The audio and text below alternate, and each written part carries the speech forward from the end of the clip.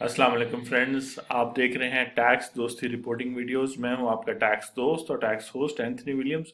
और आज हम बात करेंगे प्रिवेंशन ऑफ डिजीज का कानून जो पंजाब में इशू है कोरोना डिजीज के लिए या कोरोना वायरस के लिए प्रिवेंशन के लिए। और थोड़ा सा जो कोरोना का कानून है या कोरोना से बचने के लिए जो कानून बनाया गया है उसका स्ट्रक्चर देखते हैं कि कैसे है। और इसका मकसद ये है बेसिकली कि आपको लॉ की भी बेहतर समझ आए कि कैसे लॉ ऑपरेट करता है किसी भी काम के लिए। और उसके अलावा आप इस लॉ में क्या बातें हैं इस पे भी बात करते हैं। तो सबसे पहले तो ये है कि जितने भी कवानीन हैं वो या तो फेडरल गैजेट में या प्रोविंशियल गैजेट में, इस केस में पंजाब के गैजेट में प्रिंट हुआ 27 मार्च 2020 को। और उसको प्रिंट करने वाला जो गवर्नमेंट का डिपार्टमेंट है वो Punjab law and parliamentary affairs का डिपार्टमेंट है। उन्होंने नोटिफाई किया, नोटिफिकेशन किया, जिसका मतलब है गेजेट में प्रिंट होने का मतलब है कि ये पूरे सूबे में फिर बताया जाता है और इम्पोर्टेंट जगहों पे लगाया ये इंफॉर्मेशन लगाई भी जाती है। नोटिफिकेशन हुआ कि जी ये ऑर्डिनेंस है जो गवर्नर ने इशू किया है, क्योंकि जाहिर बात है अगर एक्ट होता तो वो प्रोविंशियल असेंबली ने पास करना होता। और वो जो है कानून का नाम है जी Punjab infectious diseases prevention and control ordinance 2020। और इस ऑर्डिनेंस का मकसद है कि to provide for prevention and control of infectious diseases in Punjab. यानी कि इन्फेक्शियस डिजीजेस वो हैं जो बेसिकली एक शख्स से दूसरे शख्स को होती हैं। और इन किस्म की डिजीजेस से बचाव के लिए ये कानून बनाया गया है और इसको फिलहाल ऑर्डिनेंस की सूरत में किया गया है। और याद रखें जितने भी कवानीन बनते हैं वो कॉन्स्टिट्यूशन के मुताबिक बनते हैं। तो ये जो कॉन्स्टिट्यूशन का आर्टिकल 128 है उसका जिक्र है। क्योंकि एक सवाल हो सकता है, अब आप पूछ रहे हो कि भाई हुकूमत तो जो मर्जी करना चाहे कर सकती है, जगहों को बंद कर दे, लोगों को आने जाने से रोक दे। नहीं, जब तक सबसे पहले 1973 का जो constitution of Islamic Republic of Pakistan में कोई चीज अगर उसमें ना हो और फिर उधर से आगे इस तरह के मजीद कवानीन ना बने हो तो गवर्नमेंट, चाहे वो लोकल गवर्नमेंट हो, प्रोविंशियल गवर्नमेंट हो या फेडरल गवर्नमेंट हो, वो कुछ काम नहीं कर सकती। तो इसीलिए ये चीजें समझना जरूरी। हमारे लोग ऑलरेडी कन्विंस हो जाते हैं या फिर वो लोग जो कन्विंस नहीं होते वो हर हाल में कन्विंस नहीं होते कि जी गवर्नमेंट के पास ये पावर है। अगर गवर्नमेंट के पास कॉन्स्टिट्यूशन और लीगल पावर है तो फिर लोगों को उनकी बात सुननी चाहिए। इस केस में गवर्नमेंट ने एक कानून बना दिया है जिसमें जब उनको लगेगा कि पंजाब में ऐसी डिजीजेस जो एक शख्स से दूसरे शख्स को आसानी से हो सकती हैं जैसे कोरोना वायरस है, तो उसके लिए वो इकदाम उठा सकते हैं। ये कानून अब बन गया। अब लोगों को इस कानून के मुताबिक रिस्पेक्ट करनी चाहिए गवर्नमेंट की और गवर्नमेंट की पावर्स के लिए। अब वो कहता है कि ये कानून जो है पूरे पंजाब पे अप्लाई होगा, तो सिंध का अलग होगा, केपीके का अलग होगा। और ये इसी तारीख को यानी 27 मार्च को आ जाएगा। सबसे पहले डेफिनेशंस आती हैं कि इसके अंदर क्या क्या लफ्ज हैं जो उन्होंने बताया। उन्होंने कहा कि गवर्नमेंट से मुराद गवर्नमेंट ऑफ पंजाब है, डायरेक्टर जनरल हेल्थ है। डिक्लेरेशन का मतलब है कि बताया जाए कि कोई सीरियस बीमारी है, इमिनेंट इन्फेक्शन है, थ्रेट है सेक्शन 3 के तहत। तो ये उन्होंने बताया। उसके अलावा नोटिफाइड मेडिकल ऑफिसर ऑर्डिनेंस में ये है पोटेंशियली इन्फेक्शियस पर्सन जो है ना, ये आपसे मेरे से रिलेटेड बात है। यानी कि बेसिकली इस शख्स को रोकने के लिए ये कानून बनाया गया है कि एक ऐसा शख्स जिस पर शक हो कि उसको जो है ना ये बीमारी होगी है, उससे रिस्क हो उस बीमारी का आगे स्प्रेड होने का, और उसका जो has arrive from through an area affected bye, और ऐसी जगह से आया है जहां वो बीमारी ऑलरेडी फैल गई है। तो कहने का मतलब ये अभी कानून सिर्फ कोरोना वायरस के लिए नहीं है, फ्यूचर में भी अगर इस तरह के प्रॉब्लम्स होंगे तो ये कानून यूज होगा। और इस कानून में इस शख्स को मेन जो है यानी कि जो सेंट्रल कैरेक्टर है वो ये पोटेंशियली इन्फेक्शियस पर्सन है। क्योंकि ये इन्फेक्शियस डिजीज है, इंसान से इंसान को होती है। तो ये पोटेंशियली इन्फेक्शियस पर्सन की डेफिनेशन जो है इस पे जो पूरा उतरेगा वो शख्स को फिर बहुत सारे कामों से रोका जाएगा जो अभी हम आगे देखते हैं। लेकिन इंपॉर्टेंट बात यह है कि वैसे नॉर्मल रूटीन लाइफ में जो अभी तक आप इस वायरस के प्रॉब्लम से पहले गुजार रहे थे, जब तक आप कोई क्रिमिनल एक्टिविटी या कोई ऐसी एक्टिविटी जिससे नुकसान हो किसी और को वो काम नहीं कर रहे थे, तो आपको हुकूमत रोक नहीं सकती थी, आप अपनी मर्जी से अपनी लाइफ गुजार सकते थे। लेकिन अब जो हेल्थ यानी पब्लिक हेल्थ प्रॉब्लम पाकिस्तान में है और सारी दुनिया में इस वक्त है, उसके लिए इस तरह के कवानीन बन रहे हैं। तो कानून को भी समझें और ये भी समझें कि कैसे गवर्नमेंट सीरियस है इन चीज़ों को मैनेज करने के लिए, क्योंकि गवर्नमेंट को पावर चाहिए कोई काम करने से पहले। तो इससे पहले आपको या मुझे जो है किसी शख्स को भी वो कहे कि आप ये काम नहीं कर सकते, उस शख्स का ये होना जरूरी है। पोटेंशियली इन्फेक्शियस पर्सन होने का मतलब है कि who is suspected to be infected और contaminated with an infectious disease. सबसे पहले जरूरी है कि वो शख्स पर शक हो या उस पे ऐसे असरात पाए जाएं कि इसको इन्फेक्शियस डिजीज हो गई है, जिस तरह आजकल कोरोना वायरस एक इन्फेक्शियस डिजीज है।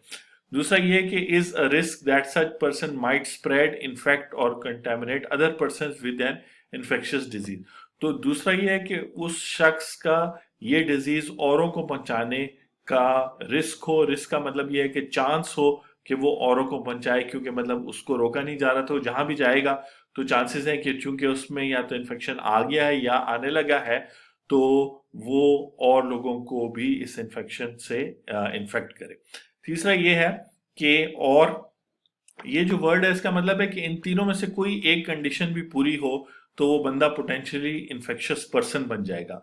और तीसरी कंडीशन ये है कि वो किसी ऐसे इलाके से आया है जहां पे हैज अराइव्ड फ्रॉम और through an area affected by an infectious disease within 14 days, यानी पिछले 14 दिनों में उसके इलाके में वो डिजीज फैल गई है, और सच अदर पीरियड एज में be specified by the secretary.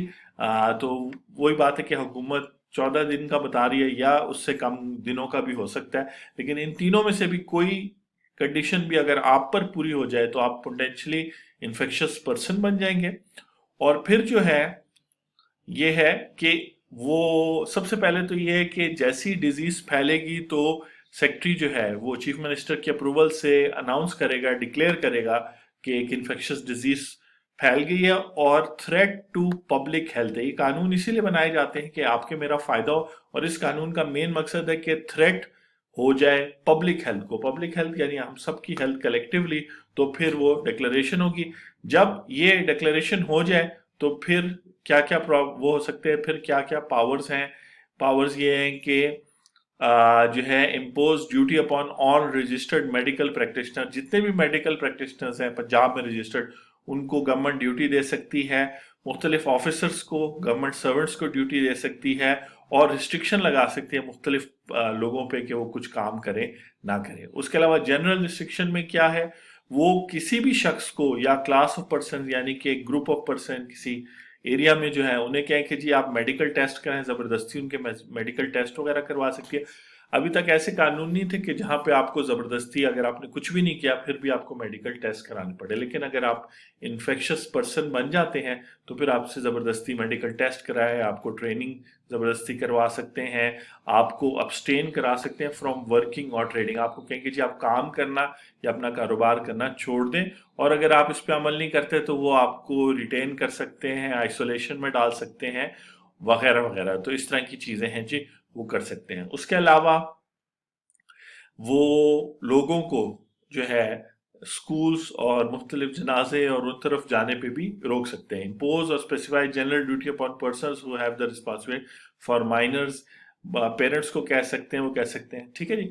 आगे जो है इनके पास, अब गवर्नमेंट के पास ये भी पावर है क्योंकि कानून बन चुका है कि वो गैदरिंग्स को कौन करेगा, डायरेक्टर जनरल हेल्थ इशू कर सकता है कि प्रोहिबिट यानी मना करना है, इम्पोजिंग वन और मोर रिक्वायरमेंट्स कि लोग इवेंट्स पे जमा ना हो, और अगर अभी भी आप जमा हो रहे हैं तो ये कानून अब चूंकि आ चुका है 27 मार्च 2020 को, तो अब आपको अगर आपके एरिया में ये नोटिस इशू हो चुका है या आप खबरों में सुन चुके हैं कि डायरेक्टर जनरल हेल्थ ने ऐसा नोटिस आपके एरिया के लिए इशू किया है, तो फिर गैदरिंग वगैरह पे जमा होने पे आपको पेनल्टीज होंगी, आपको जुर्माने होंगे, और लीगल एक्शंस आपके अगेंस्ट लिया जा सकता है। इसी तरह मुख्तलिफ एंट्री और एग्जिट की जगहों को डायरेक्टर जनरल हेल्थ जो है रोक सकता है कि जी कोई किसी भी जगह पे आने या जाने, जैसे आपकी सोसाइटी का एंट्रेंस हो या किसी और जगह पे आने जाने पे पाबंदी लग सकती है।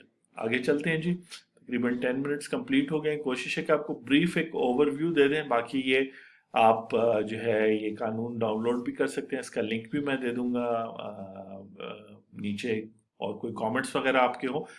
बेसिकली क्या है, जैसे आपको पता है टैक्स दोस्ती वीडियोस में हम आपके बिजनेस के हवाले से, आपके फाइनेंशियल हेल्थ के हवाले से बात करते हैं, तो ये चीज़ें भी उतनी इंपॉर्टेंट है कि आपको पता होना चाहिए कि गवर्नमेंट जो है अब आपकी सेफ्टी के लिए क्या कर रही है, खुश भी होना चाहिए, और आपको ये भी पता होना चाहिए कि अब आपकी रिस्पॉन्सिबिलिटीज क्या है। ठीक है जी, ये रिस्ट्रिक्शंस है। अच्छा, अब वो कह रहे हैं control of potentially infectious person, इससे पीछे जनरल वो था, और अब जो लोग हैं movement and retention of potentially infectious person to a suitable place. तो ये कानून कह रहा है कि ऐसा शख्स जिसको ऐसा प्रॉब्लम हो गया है उसको स्पेसिफाइड एरिया पे रखा जाएगा, स्पेसिफिक जगह पे रखा जाएगा, ताकि और उसकी स्क्रीनिंग की जाएगी ताकि और लोगों को प्रॉब्लम ना हो। अगर वो person fails to follow direction तो फिर उसको जबरदस्ती मूव किया जाएगा, डायरेक्ट पुलिस ऑफिसर को कंसर्न किया जाएगा, पुलिस यूज की जाएगी।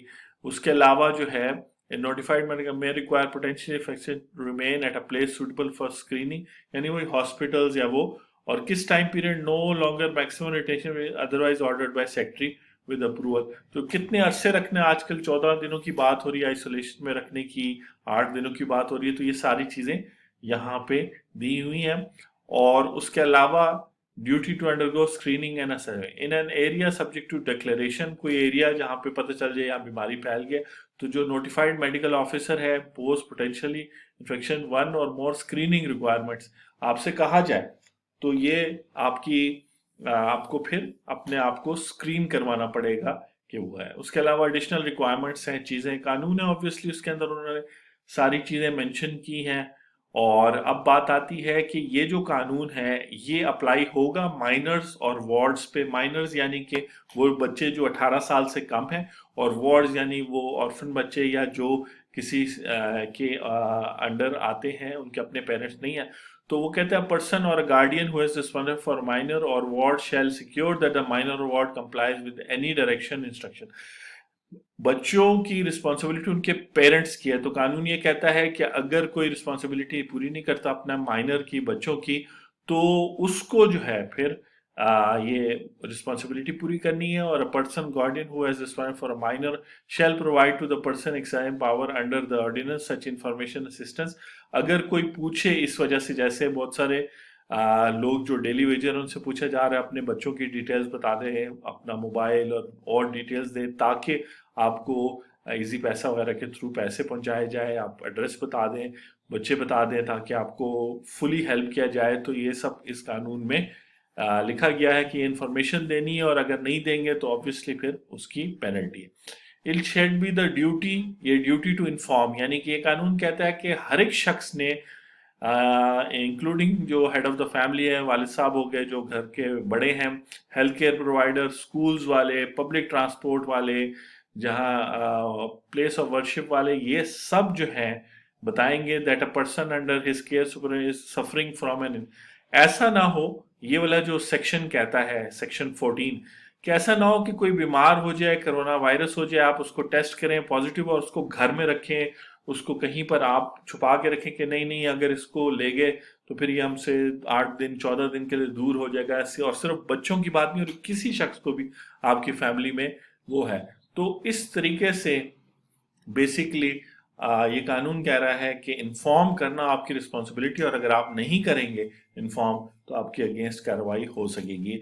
बहुत सारे मतलब बार बार ये बात कि जी आपको पेनल्टीज वगैरह होंगी, तो आपको ये बात सुन के गुस्सा जरूर आएगा, ऑफेंसेस पेनल्टीज, लेकिन बात ये है कि कानून इसलिए बनाया गया है कि पब्लिक हेल्थ, यानी आपकी मेरी हम सबकी हेल्थ किसी ऐसे एक शख्स की वजह से या कुछ लोगों की वजह से प्रॉब्लम में ना आ जाए, और बिला वजह जो है ना बीमारी जरूरत से ज्यादा फैल ना जाए। आप नोट करें कि सारी दुनिया में हर शहर में देखा जा रहा है कि कितने नंबर्स आ रहे हैं, और वो कब जो है ना मैक्सिमम की तरफ जा रहे हैं, और उसको कंट्रोल करने की कोशिश की जा रही है ताकि कम से कम लोग बीमार हो, कम से कम लोग उस जो है फिर उसमें आगे किसी सीरियस प्रॉब्लम में जाए, और ज्यादा से ज्यादा लोग जो है ना सेहतियाब हो जाएं जो बीमार भी अगर हुए हैं।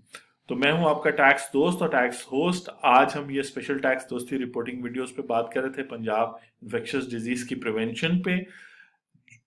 मेन चीज है कि इसकी इमोशनल कॉस्ट बहुत है। अपनी बीमारी से भी बचें और इसकी इमोशनल स्कार से भी बचें। और आपसे नेक्स्ट वीडियो में जल्द मुलाकात होती है। Thank you.